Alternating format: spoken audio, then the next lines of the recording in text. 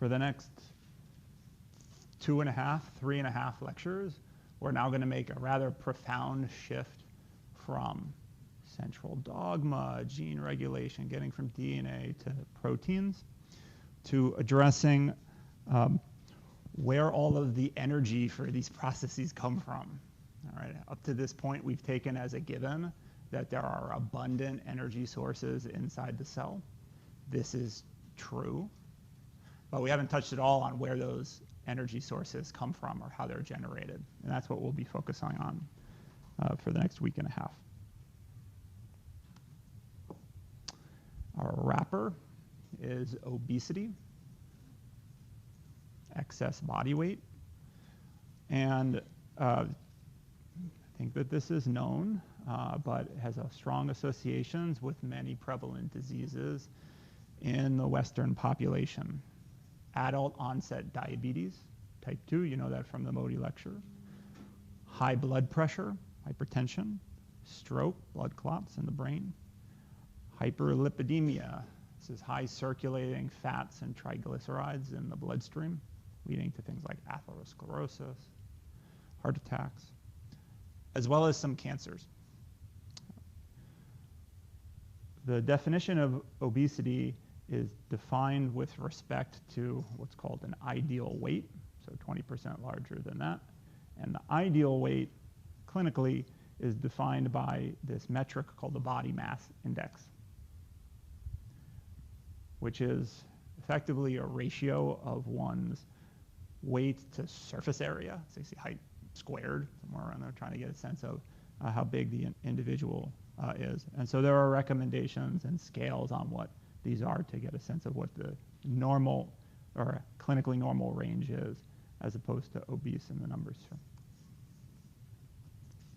The seminal study showing the health detriments of prolonged obesity was the clinical study that I'm showing here from Scotland 20 years ago, plus years ago. Individuals were on a diet exercise regimen to lose 10% of their body weight and had profound impacts on overall lifespan. I already talked about hypertension, impacts on blood pressure. I already talked about adult onset diabetes, so better control of resting blood glucose levels, as well as reductions in hyperlipidemia, I said from before.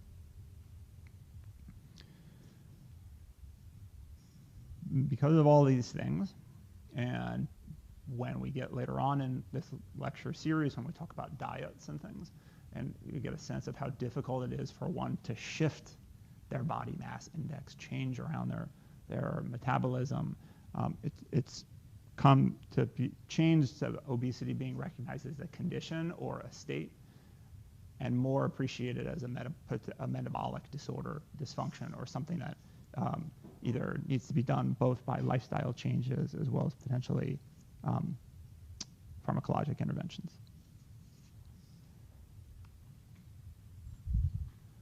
We have many objectives in this set of lectures. I'm presenting these in the order that we're going to try to accomplish them.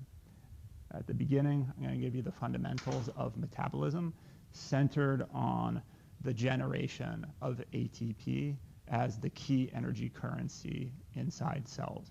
I'll try to recall how, when the time is appropriate, to mention how things like GTP and other nucleotide triphosphates are generated in the cell, but the lecture will be very focused on ATP, which is for a good reason, because the cells use it all the time as an energy source. In the setting of metabolism, we'll also talk about how fats are both synthesized and catabolized in the cell as an energy source.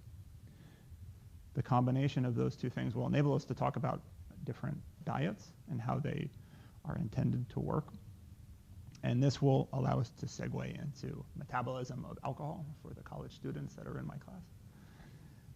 And finally, we'll close up with touching on the physiology of free radicals, reactive oxygen species, because these tie intimately to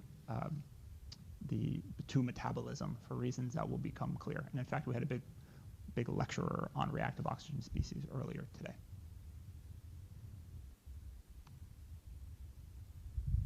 ATP. ATP is the fundamental energy currency in both prokaryotes and eukaryotes. You've seen the chemical structure before: triphosphate, ribose sugar, adenine base, where the energy comes from for an overwhelming majority of chemical reactions is through hydrolysis of the gamma phosphate on ATP to generate ADP and inorganic phosphate.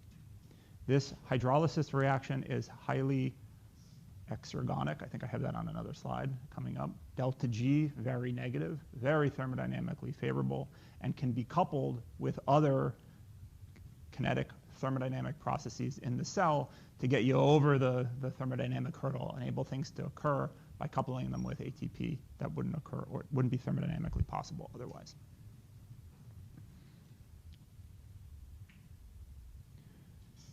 And we talked about many different biological processes that involve ATP hydrolysis: kinases, pumps. Right? What we haven't talked about is the backwards reaction. How do cells take nutrient sources and establish millimolar concentrations of ATP in cells all the time? 1 to 2 millimolar intracellular ATP are the common estimates of the concentration that cells have in them.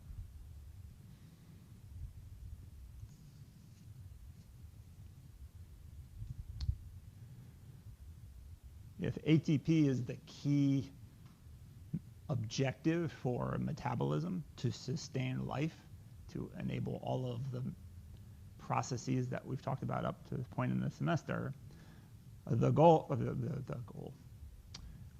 it would be advantageous to be able to synthesize ATP under different environmental conditions. And the key distinction of environmental conditions over evolutionary time is whether or not you have oxygen. If a cell, a tissue, doesn't have any oxygen, or oxygen is deficient, this is anaerobic metabolism. Anaerobic metabolism starts with substrates, nutrients, that are what are called fermentable, and converts them, depending upon the organism, to either lactic acid, lactate, or ethanol, along with carbon dioxide, to, in the process, convert ADP plus inorganic phosphate to ATP. And then that ATP circles back around through work, motors, okay, pumps, kinases, all these things. If oxygen is around, eukaryotes have a much, much more efficient way of generating ATP through aerobic metabolism, using the oxygen that's in the environment together with substrates that are oxidizable to generate water and carbon dioxide and boatloads more ATP, which once it's been generated can be used just the same as ATP generated by anaerobic processes to do work inside the cell. And even though we're not anaerobic organisms, we need to breathe, we do have tissues that will experience anaerobic conditions. The notable one is your heart. During vigorous exercise, it will go anaerobic. You could have skeletal muscle be exerted to the point of local oxygen depletion. So all of these anaerobic processes do take place in our body as well. They're just not chronic.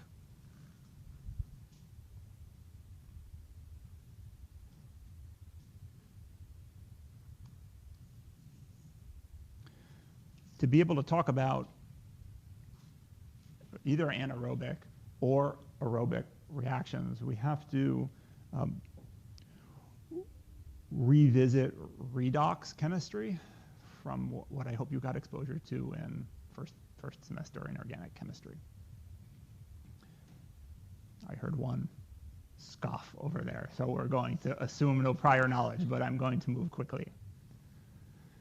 To remind, oxidation reactions involve loss of electrons.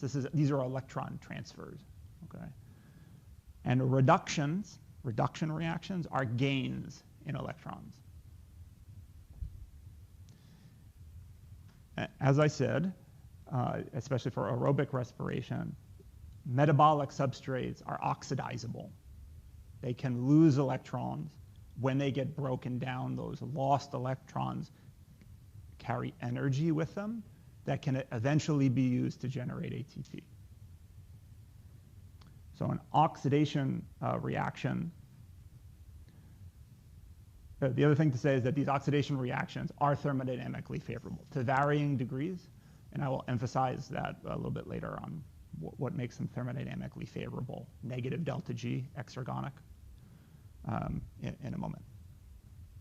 But here's an example of one. I talked about alcohol for a moment. We'll show it here again.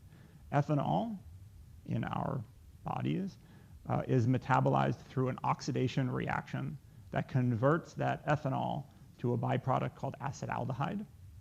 And as a result of that acetaldehyde, 2 electrons are lost from ethanol. That's the oxidation. Oxidation is lost. And those will get transferred elsewhere inside the cell. More to come on that in a moment. You'll note in this chemical reaction that even though it lost 2 electrons, the charge didn't change on the species. There are protons also that got released as a result of this chemical reaction, of this oxidation reaction, also get transferred to other species that play a role in the chemical reaction.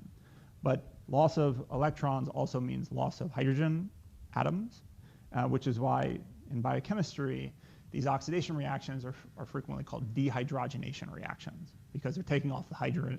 It's a function of whether you're keeping track of the electrons and the hydrogen atoms come along for the ride, or you're keeping track of the hydrogens and the electrons come along for the ride. If this is a dehydrogenation reaction, by extension, the enzyme that catalyzes this reaction would be called a dehydrogenase. So alcohol is metabolized into acetaldehyde by alcohol dehydrogenase.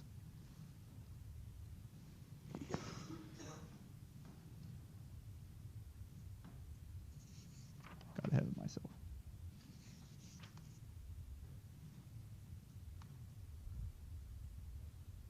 What happens to those released electrons during a dehydrogenation reaction, during an oxidation reaction?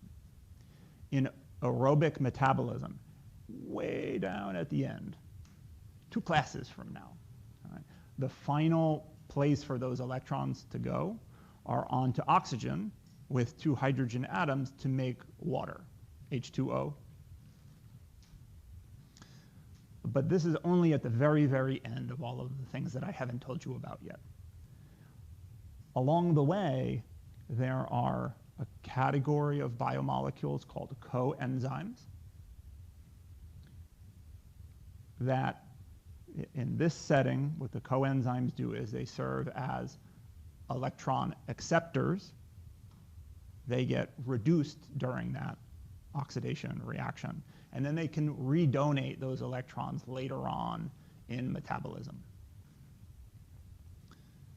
I may call those reduced coenzymes reducing equivalents, and what it's meant to convey is that these, if you will, are stocking up the energy from the dehydrogenation reactions that they participated in, and then the cell elsewhere in metabolism will cash those in to make ATP, but it's later than in the first processes, the first dehydrogenation reactions that I'll present to you.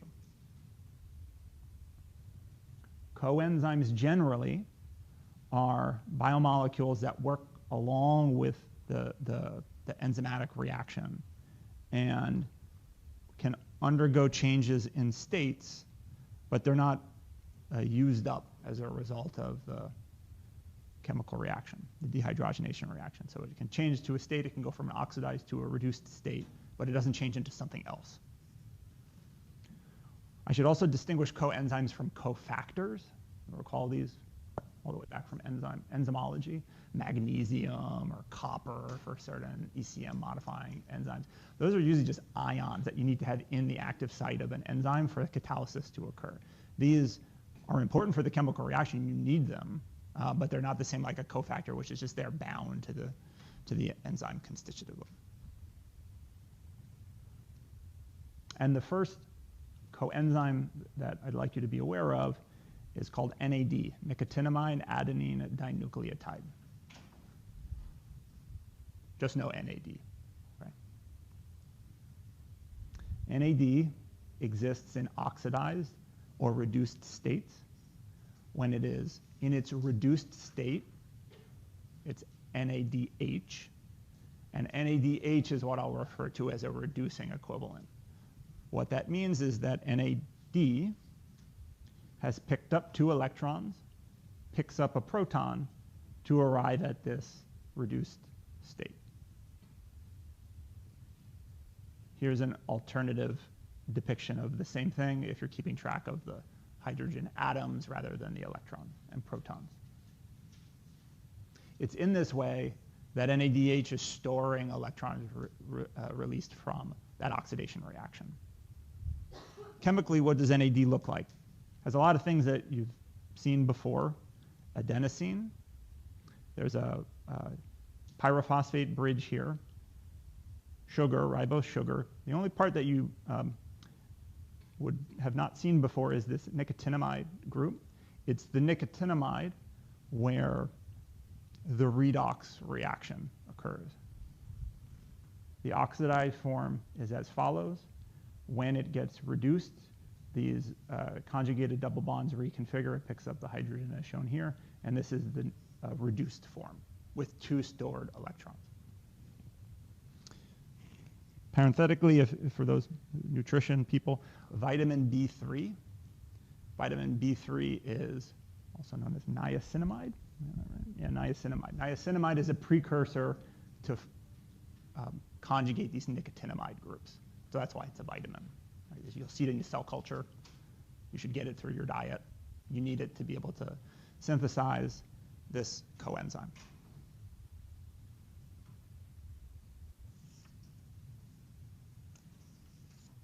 We will see NAD in action very shortly.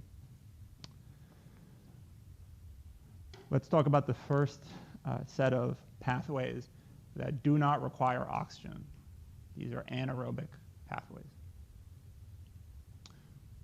2 main steps. Before I even talk about the steps, I should say what the input is. What's going to start this whole thing off? Glucose.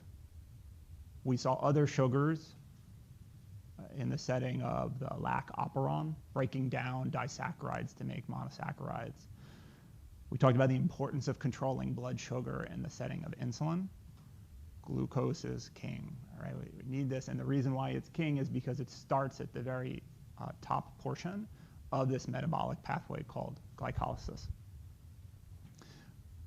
Glycolysis, as the name implies, takes glucose and will break it down into smaller byproducts and yield some energy or energetic equivalents in the process.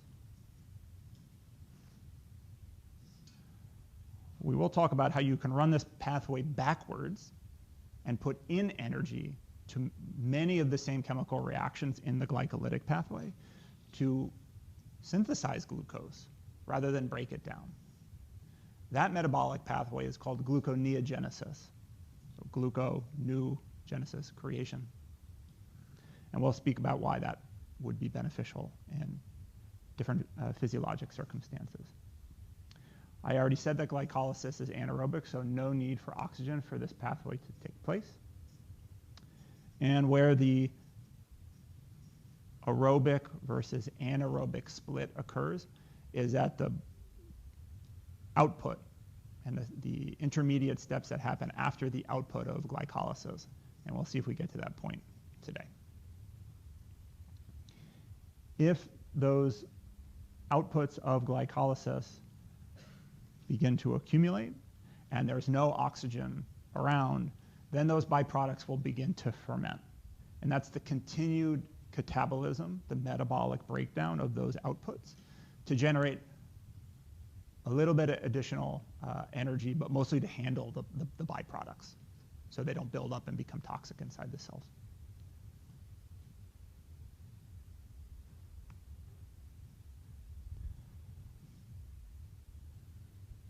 Glycolysis. I'm going to spare you the torture of having to memorize every enzyme and every intermediate species. This is the book, if you took regular biochemistry, that you'd be asked to commit to memory for 15 minutes and then it's forgotten as quickly as you memorize. The only person who knows this is me, because I have to teach it every year. What I'm going to try to do is emphasize the high-level organizing themes of glycolysis in the hope that those things stick. You will get quizzed on those, so please pay attention. Let's give a little bit more molecular detail on the inputs and outputs of glycolysis. As I mentioned, we start with glucose. Glucose is a 6-carbon sugar. It can exist in a ringed structure, like shown here. 1, 2, 3, I'm counting backwards. 1, 2, 3, 4, 5, 6. This ring can also open. There's an isomerization. You can just draw a cartoon and you get an open ringed form. That's shown on my textbook scan in here. 1, 2, 3, 4, 5, 6. This open chain version is a bit more tractable to appreciate the different carbons and how they're moving and when things get broken apart and so forth. But what I want to get across is that the ringed versus unringed is chemically identical. It's just for convenience of display.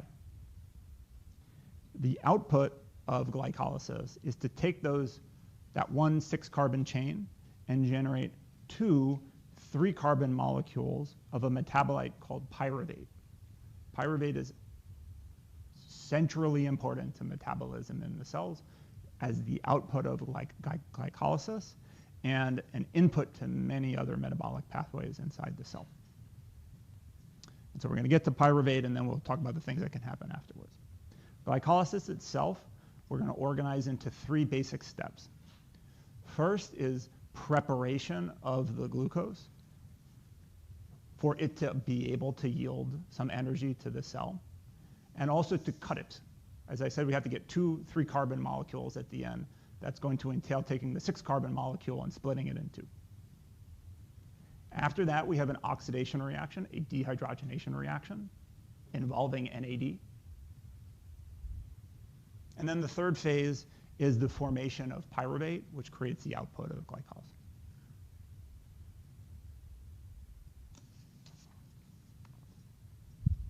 Preparation and cleavage.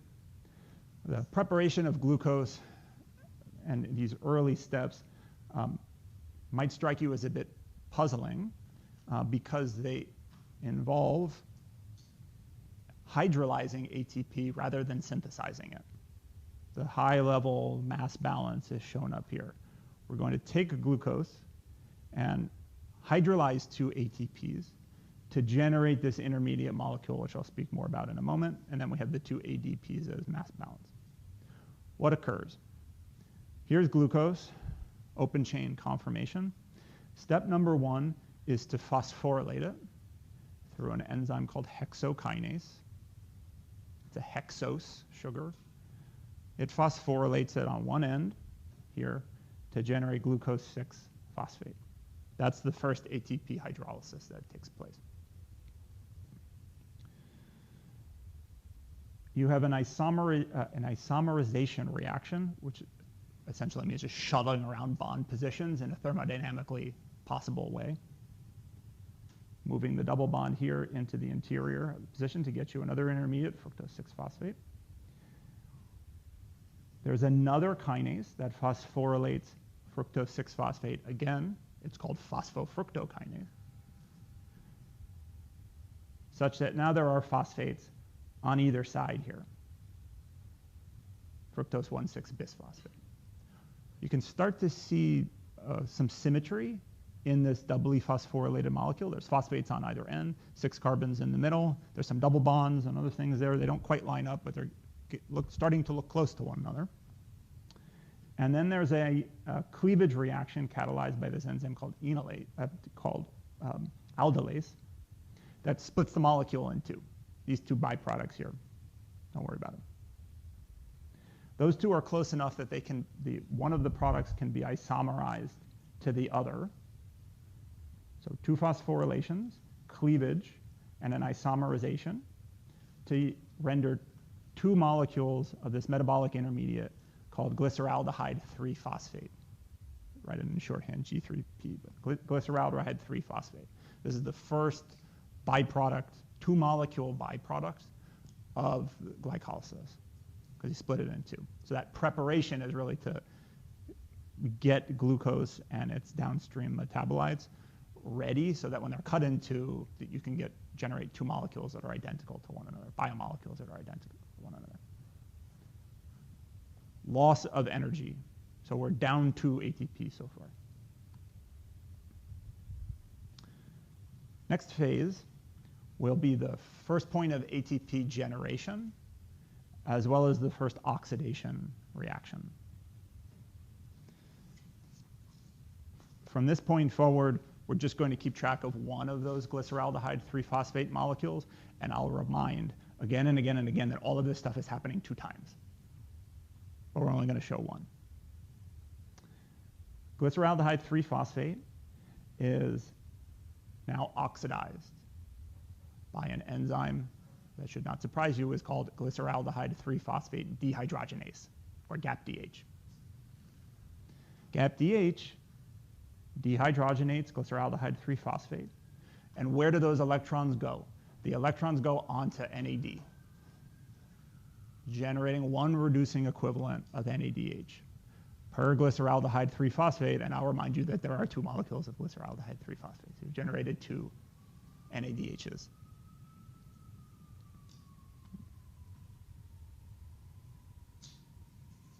Bad job turning here.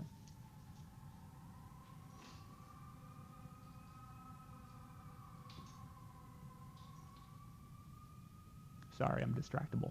I can't talk over noise. All right. After that dehydrogenation reaction, we have the first generation of ATP. This occurs by directly transferring an inorganic phosphate to ADP to generate an ATP.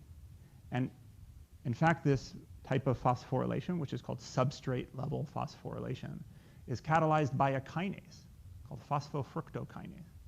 And what it's an example of is a kinase getting run in reverse. If the concentrations of the products and reactants are such, and the activation energy barrier and the thermodynamics all works out, by shifting the concentrations of the two, you can have the kinase synthesize ATP by substrate-level phosphorylation rather than hydrolyze it. And that's what occurs here, 2 times. Those 2 ATPs have neutralized the 2 ATPs that were hydrolyzed during the substrate preparation step. And it's a bit enigmatic at this point, but if you'll take my word for it up to what we've said thus far, those 2 NADHs, those 2 reducing equivalents, have energetic value. We just don't see them yet in ATP terms, but we will by the end. So we have made some energetic equivalents that can be useful for ATP generation in the cells, but we don't immediately see it right now.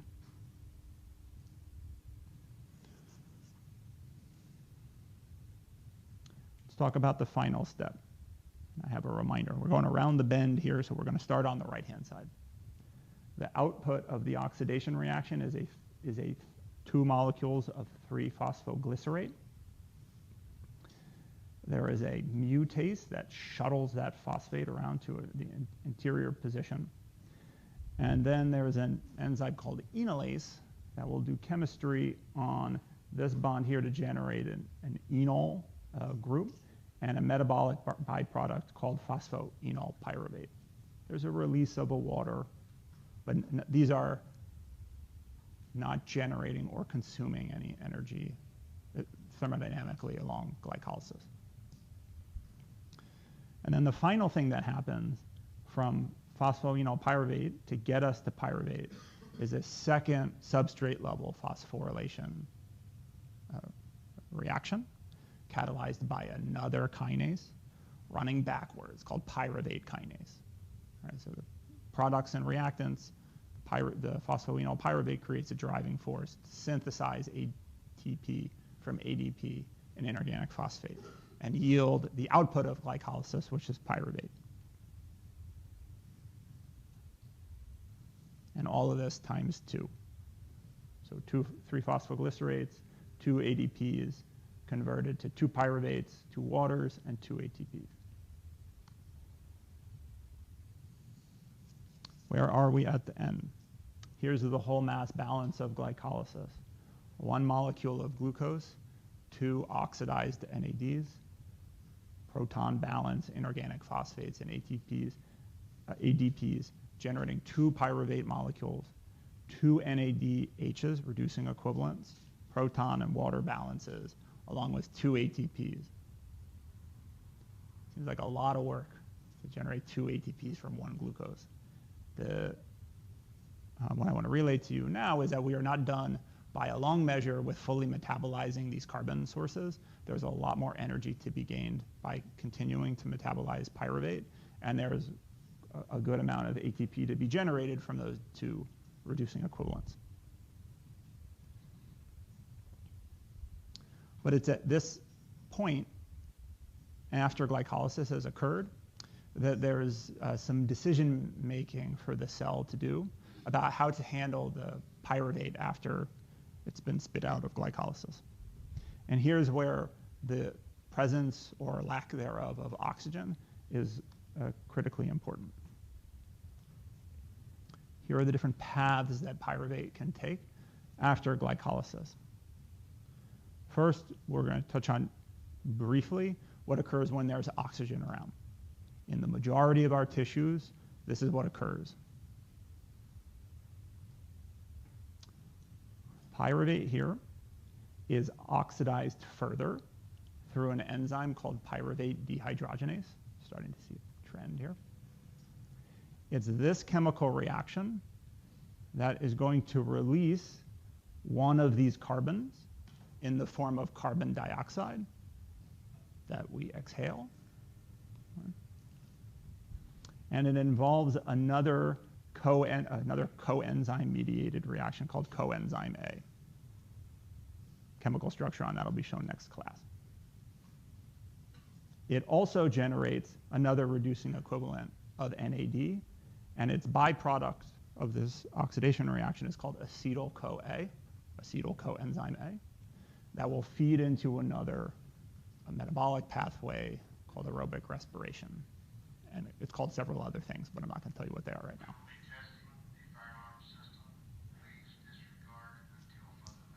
Great.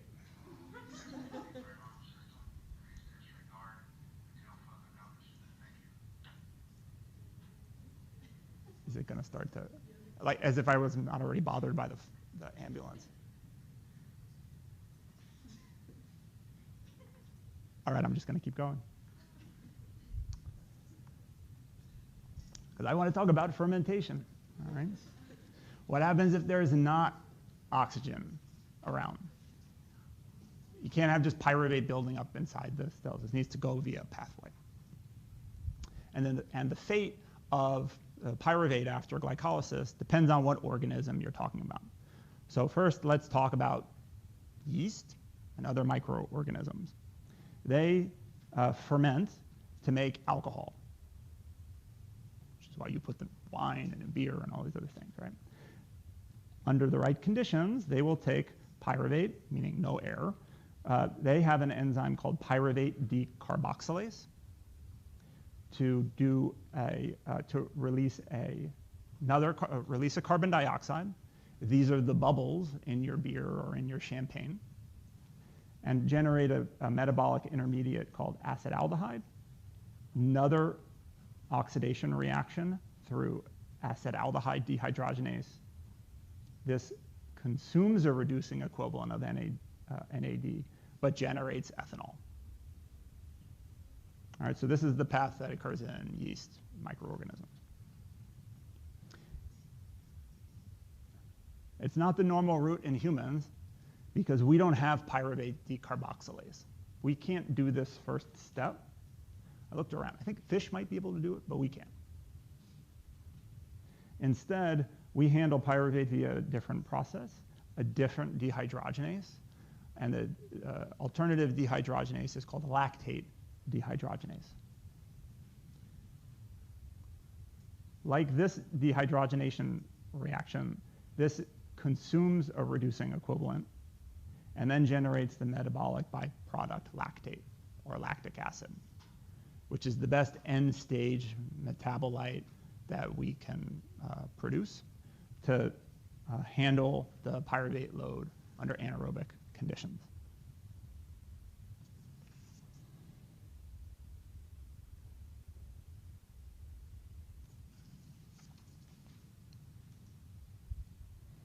Now the lactate, you might have heard of the lactic acid buildup. Oh, you work out too much, muscles are sore, or all these other kinds of things. Right? It can build up in the heart. It can build up in skeletal muscle.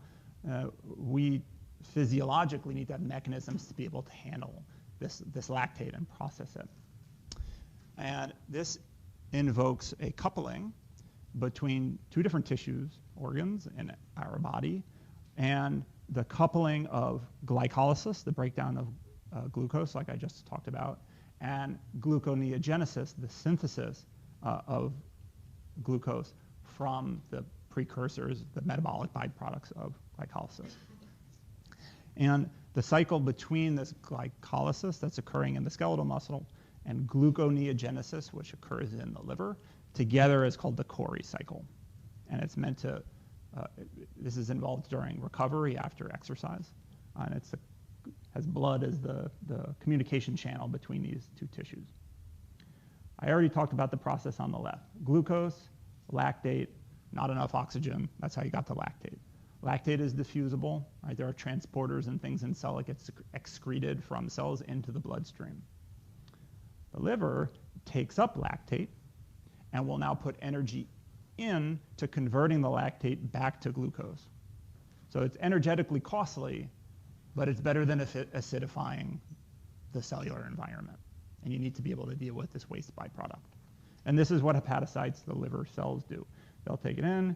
They're going to the extent possible, they'll generate some reducing equivalents, get you back to pyruvate, put them back in. They're going to use a good number of ATPs to be able to get you back to glucose. But now you have a metabolizable substrate that any cell in the body can use. This is the essence of the Cori cycle.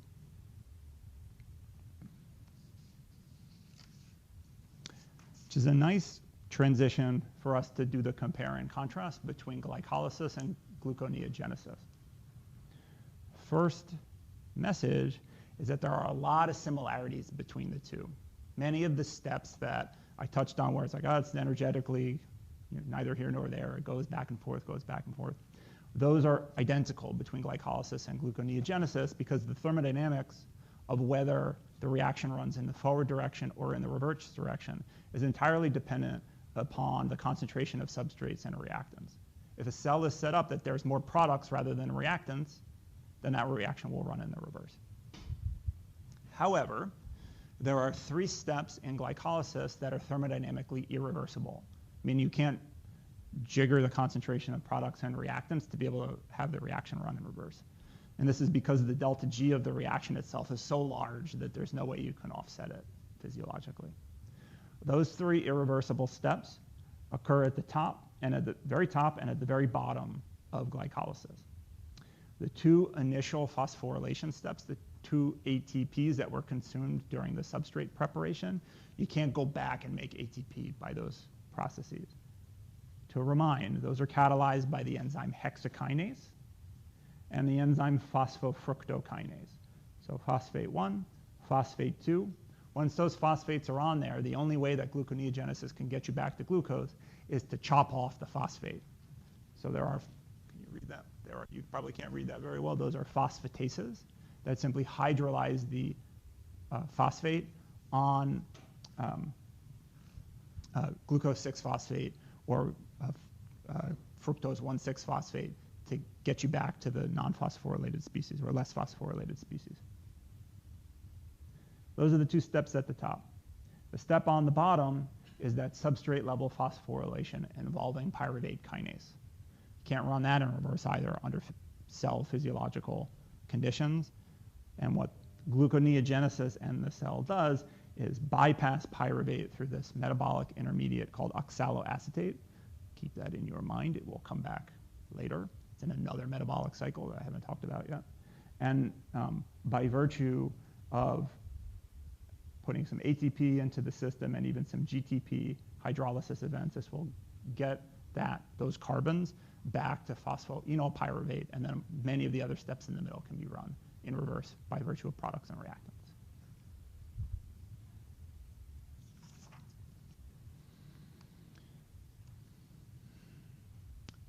We saw gluconeogenesis involved in the Cori cycle, so handling of lactate, circulating lactate.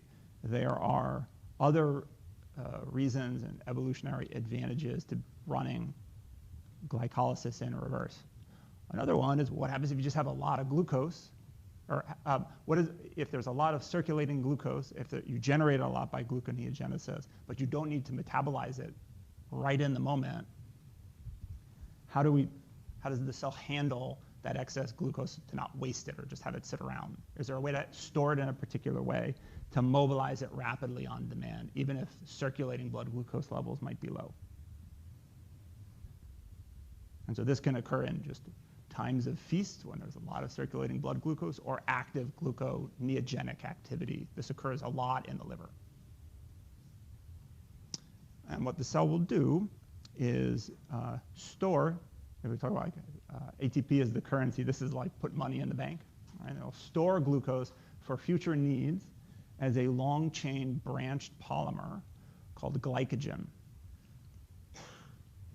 And what glycogen acts as is a condensed repository of polymerized glucose that can be mobilized very rapidly for glycolysis. Muscle will also do this. How does this occur? Glucose 6-phosphate is the second step down from glycolysis. It's after that first phosphorylation event by hexokinase.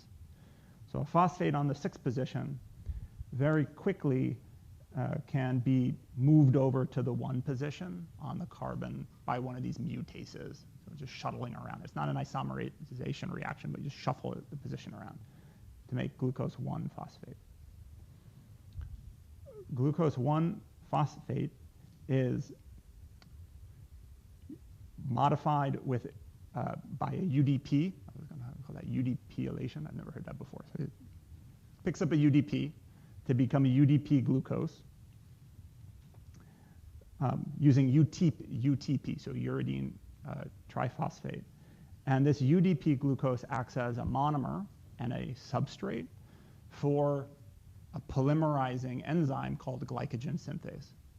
Glycogen synthase will take either glucose, UDP glucose monomers or a UDP glucose monomer and a growing glycogen polymer and tack on a glucose onto one of these chains. These are 4 linkages here, long linear chain. As the formation of glycogen continues to proceed, there are other oxygens here where you can branch off additional sugars, additional glucose molecules through so-called 1,6 linkages. At the end, a fully formed glycogen particle inside the cell, let me check my numbers here, can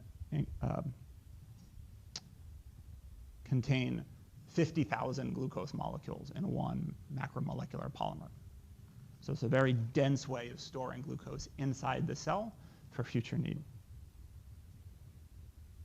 And it involves taking a detour off of glycolysis after the first step and running it into this polymer store. When there is a need for glucose rapidly, in muscle, for example, the glycogen gets broken down. There is an enzyme called Glycogenphosphorylase that will transfer a phosphate to the glycogen polymer, and it's called a phosphorylase because it's the direct transfer of an inorganic phosphate rather than through ATP. Otherwise, it'd be called a kinase. Moves that inorganic phosphate attacks the glycogen polymer and will release a glucose 1 phosphate, which is readily reconfigured by that mutase to get you to glucose 6 phosphate, which then puts you right back into glycolysis where I took you away for glycogen synthesis.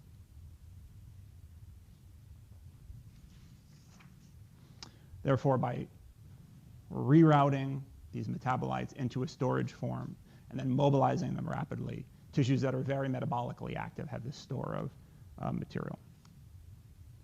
I have one more slide, and I know I have 2 minutes. Hear me out, because otherwise it's post-lecture. Last thing, everything that I told you up to this point, we talked about glycolysis, gluconeogenesis, irreversible steps in glycolysis, and how gluconeogenesis has to work its way around those steps to be able to get to the final byproduct. What I haven't talked about are the way in which glycolysis is controlled internally based upon the metabolic state of the cell. There are multiple points of control in glycolysis that dictate how rapidly or effectively each one of those metabolic reactions occurs, depending upon other byproducts in the cell. And the 3 places that it occurs are at the 3 irreversible steps that I talked about from before, which makes sense, right? Once you've gone over the point of no return there, it's costly to go backwards, right? And so those ones should have an additional layer of control. Here are the 3 examples. Hexokinase, its activity is negatively regulated by the concentration of glucose 6 phosphate. So the product of the enzyme reaction that it catalyzes, if it's too high, it feeds back and it inhibits the activity of the enzyme. Negative feedback. There's another negative feedback at the level of phosphofructokinase. It's inhibited by the concentration of ATP in the cells. So if metabolism and glycolysis is humming away, there's no need to continue metabolizing glucose. It should be getting routed to glycogen stores. And therefore, if ATP concentrations are high, feeds back negatively on PFK activity, shut down the pathway. And then the final example is not a feedback regulation. It's a so-called feed-forward regulation, because it's a metabolic precursor informing that downstream enzyme, the last step of substrate-level phosphorylation, pyruvate kinase. Its activity is promoted by this metabolic product here, fructose 1,6 bisphosphate. In many ways, you can think about this as glycolysis, the tail end, getting ready for the byproducts that are going to come down the pike, all right, to maximally convert phosphoenolpyruvate into pyruvate and then route it to the other metabolic points. And so what I wanted to have stick with you is that these are convenient and effective control points because they're coupled to the irreversible steps in glycolysis. I will stop. Thank you for sticking with me. Have a nice weekend.